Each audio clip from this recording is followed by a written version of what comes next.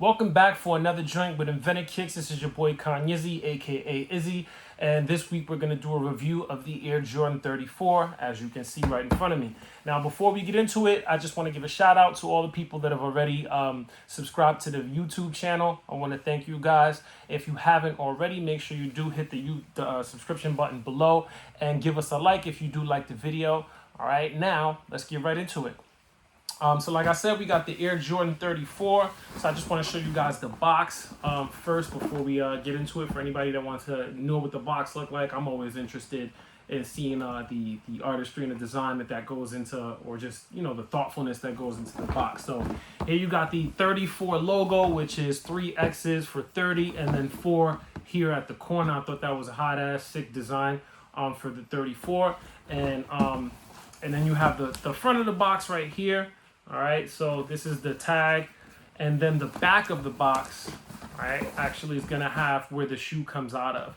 So what you're gonna do, if you haven't already seen this, or you don't know how to do this, is just lift these tabs open here, and then you pull the shoe right out, and boom, there they go.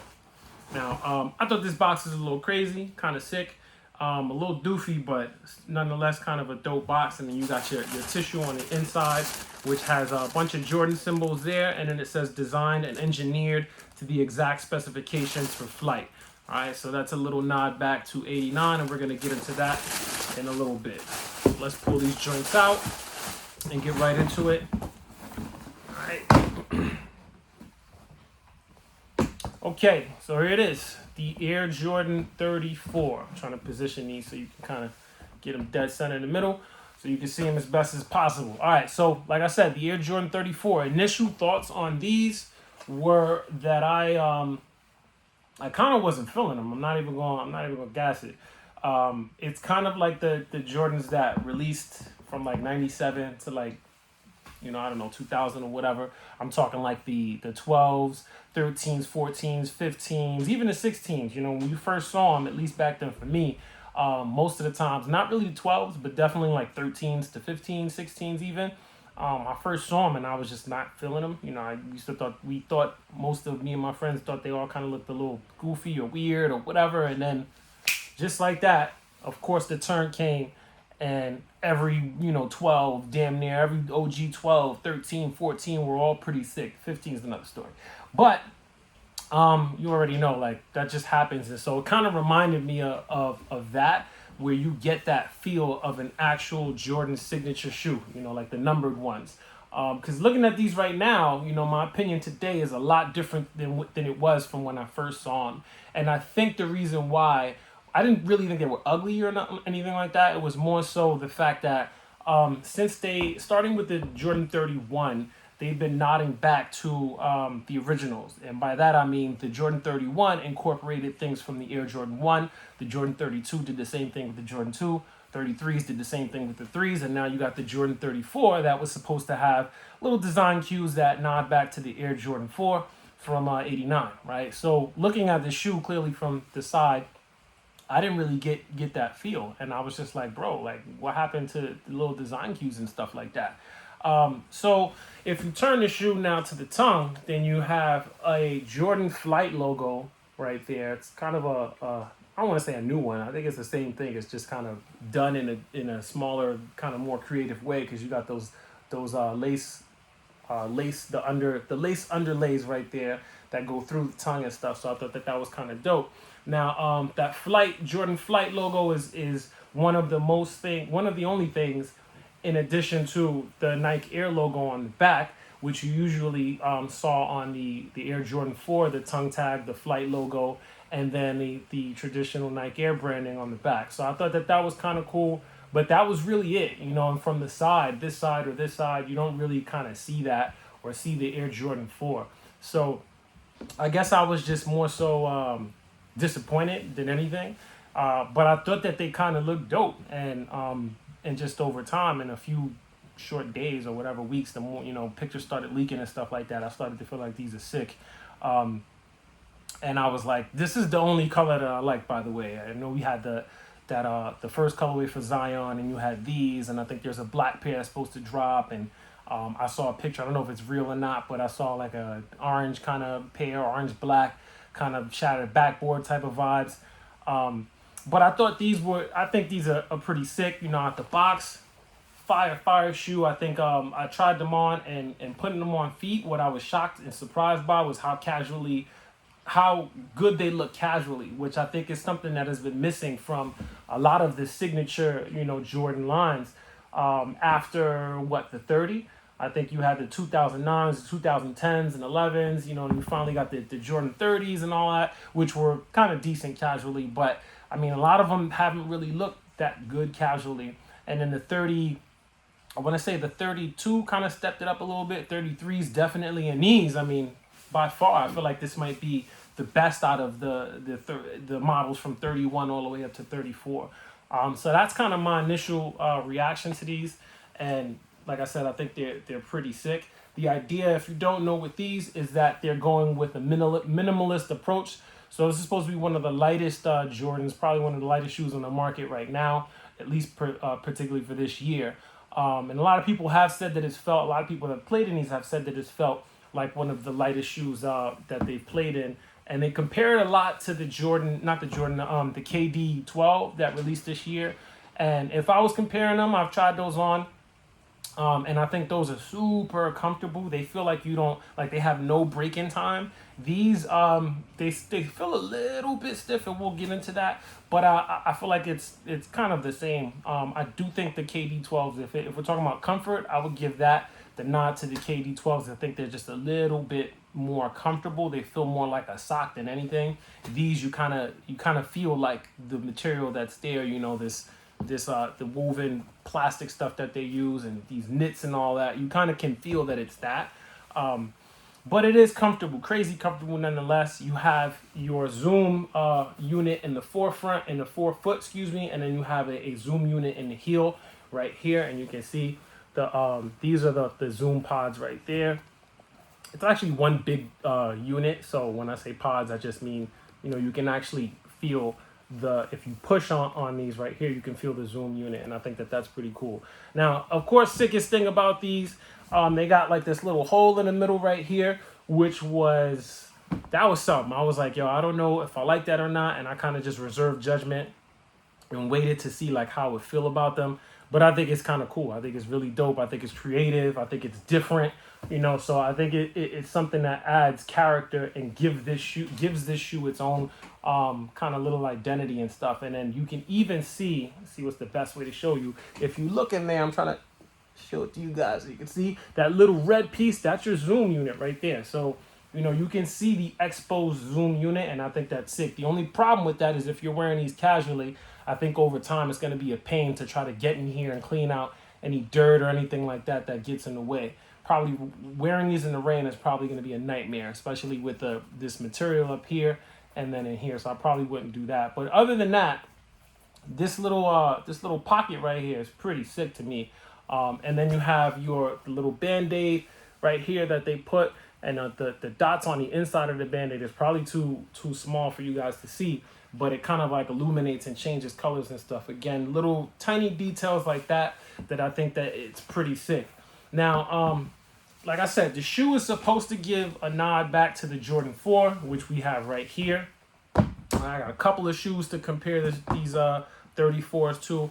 And, side by side, like I said, I don't really see much of what you're going to get in terms of the design cues that go back to the 4. You're going to have your Nike Air branding on the back, and then on the front, you got that Flight logo. So we have that OG 89 Flight logo versus the new Flight logo. Again, not so new, but just done in a kind of slightly different way with the way that they put it on the tongue instead of giving it that patch that you normally see. I think what would have been dope, though, is if they would have found a way to include like that Air Jordan tag on the inside of this. I mean, it's something that you don't see anywhere on the shoe. And even though I talked about that earlier, I feel like if they would have done that there, that would have been a really, really direct nod, really sick direct nod to the Air Jordan 4. Now, what these do remind me of, which I feel like I haven't seen anybody, talk about this or mention it, is they remind me of the 14s. Straight up and down. I mean, the shape, the design, the little slit right there. You have the slit here and the way this kind of arches up and comes around. This does the same exact thing, and then you have the way that this piece right here, the side panel piece just comes up. The 14 has a side panel. Of course, it's leather, so it's a thicker panel, but you have that panel that comes up and does the same. I mean, the only thing they missed was putting a little Jordan symbol right here that would have been similar to that, and boom, you got an Air Jordan 34 reminiscent of the Air Jordan 14. So I thought that was interesting that I kind of don't really see too much commentary about that. And it really, really reminds me of a Jordan 14. I mean, even if for those of you who know about 14s, if you even look at the interior, the inside of the shoe, you have this, the slit right here, which was a design cue that they made back in '98 to give players breathability in their shoe. Now, obviously, this isn't really for breathability, at least I don't think it is.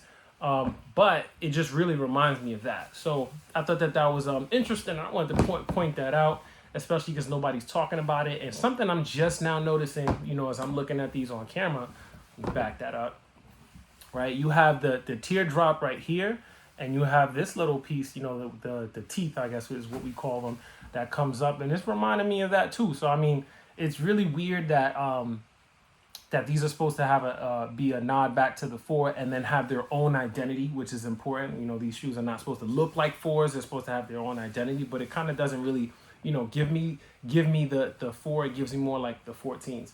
So I just wanted to point that out. Now, in terms of fit, these, I would say they don't fit true to size.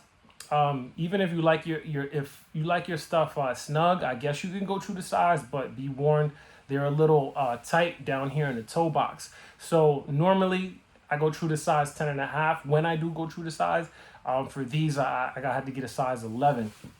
All right, so I'm definitely gonna be taking these bad boys back because this is a 10.5 and they fit a little bit tight at the toe box. So what else? Now we have this here, this heel piece that I want to talk about. So once again, this is a really, really like deconstructed, broken down minimalist approach to making a shoe. So you have these side panels that are pretty flimsy. They're just there to kind of protect and guard that ankle and have that little bit of support. And then you have this piece down here where the heel sits in, and this has it's really stuffed in. You can see here, give you guys a little vision. So what this does is these side panels, let me turn it this way, it's easier to see. So these side panels, they just go straight down. It's on the outside of the shoe. It's not connected to the inside at all. But the heel part digs right into the shoe and then comes down and then stops right around here. So what some people who play ball or are just wearing these, for the first time have mentioned is that this piece kind of sits at the bottom of their ankle and it kind of chafes, it gets in there and it bothers them a little bit. Some people have said that they've loosened up the top part of the shoe, and that's given them a little bit of ease and comfort for that little position. I think if you're wearing these casually, you probably wouldn't have that issue. But if you do, maybe you can try that. Now, the second thing I've heard of in terms of quality control with these, it's got me a little nervous. I'm not even gonna hold you. These little eyelets right here, I didn't even think they were this tough, but these little eyelets that you see where the loops, I guess, the lace loops that the laces are gonna go through, those have been popping on certain people, and I can't really remember where. I think most of the ones I've seen have been up here, but I feel like there's probably one somewhere down in the middle of the shoe or something like that. Whatever the case may be, I have been seeing and reading, online that stuff has been happening to a few people. And it had me a little bit worried. I don't plan on playing ball in these or nothing like that, but I don't, obviously I collect shoes, as you can see. I don't always wear my shoes immediately, and I don't want to have a shoe I'm wearing 2-3 months down the line, all of a sudden the lace loop pops and then you can't get them back. You can't get, a different pair or whatever the case is. So I was a little concerned about that. But I think I'm going to rock out with them because, like I said, they're definitely fire in person. Loving these joints. So I just wanted to point that out for anybody that's thinking about buying them. They are readily available. I think they're still online in most sizes. So you got folks that are probably going to hold out for a discount. I think if it were me, I would be doing the same because I don't think these are selling out anytime soon. All right. So that pretty much wraps it up for today. So thanks for joining us. I know this video was a little bit lengthy, But we had a lot to get into, and I think that's a good thing. You know, when you can get a chance to talk about sneakers and bring up little viewpoints that maybe some people haven't thought of, it's always a plus in my book. So thanks for joining us. Once again, hit that subscription button below. You can follow my personal page at Kanyizzy, KANYIZZY on Instagram. And you can follow Invented Kicks on Instagram and Twitter as well at Invented Kicks. Thanks for joining us. One.